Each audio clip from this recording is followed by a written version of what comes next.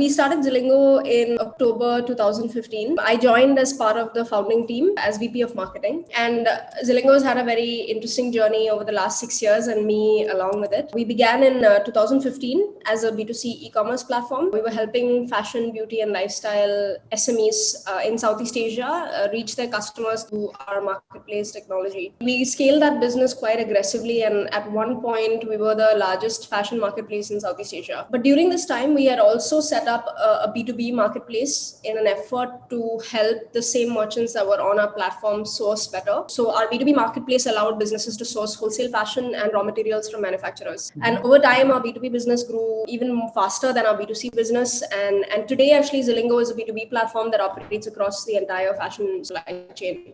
When we started out, it was a pure consumer tech marketing team. We had a strong focus on digital marketing and influencers, just like any other fashion company at the time. And when we shifted to B2B, our team also shifted a lot. We moved to more trade and enterprise style marketing. That was more of a focus on offline PR and sales enablement.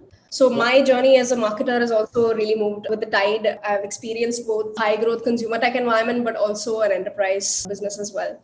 At that point of our journey, I think we had a large marketing team across many functions. It was quite a sophisticated team.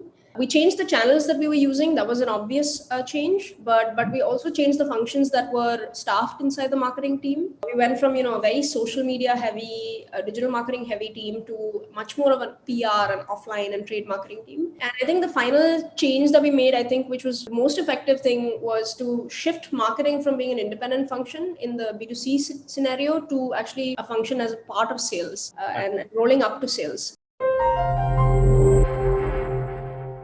Performance marketing for us was fully centralized because we felt like that was a function that had a lot of economies of scale and didn't really need to localize much. But offline marketing, on the other hand, was entirely localized. It was a very grassroots effort in our case. Everything, including strategy. I mean, it was not just execution, but really strategy as well. Even by geography, we actually took decisions differently. So Indonesia, which was our largest business and a big driver of our growth, we localized heavily because it was a big part of our business. But when we launched Australia, we actually didn't localize at all. It was a small market, but also because we could just apply our English language content to that market. So I think it's many different factors that come into this question of localization versus centralization.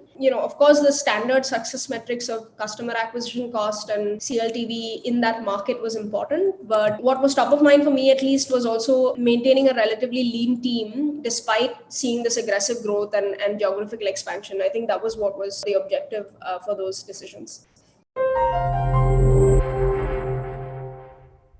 To me, there are probably two things I think of. Does that function's importance change by geography a lot? Yeah. So, for example, performance marketing, at least in Southeast Asia, because of the use of social media in this region across all of these countries, the importance didn't really change a lot. It was the most important channel. And so it made sense for us to localize for that reason. And the second reason was that the infrastructure applies quite easily across multiple geographies. So once you set up Facebook for one geography, it's very easy to set it up for another one. We have a lot of learnings across multiple geographies and we could buy media efficiently. Television was super important in Indonesia, but not important at all in Singapore, for example. It was a function that we ended up localizing a lot more, and we had a local team in Indonesia running TV, and we didn't have anybody in Singapore, for example, running TV. Anything that requires a lot of thought on local language and local culture, I think we tend to localize. I would tend to localize. So I think when the opportunity and the market is really, really big and localizing can have a massive impact on the outcome,